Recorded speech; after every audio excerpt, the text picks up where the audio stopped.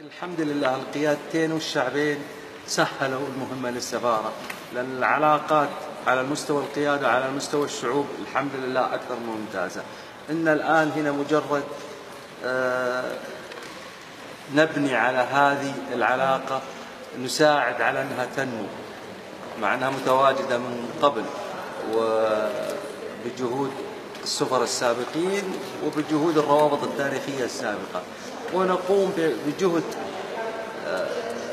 كامل من السفارة بجميع دبلوماسيين السفارة الوضع مثل هذه الفعاليات لإظهار هذا الترابط والأخوة بين الدولتين.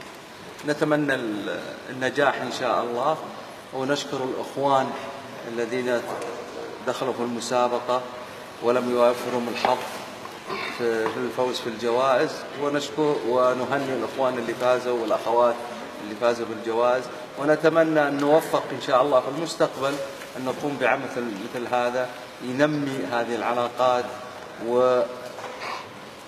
ولتعبير أفضل يوضح للعالم من هذه العلاقات وامتيازها. الشكر على واجبه.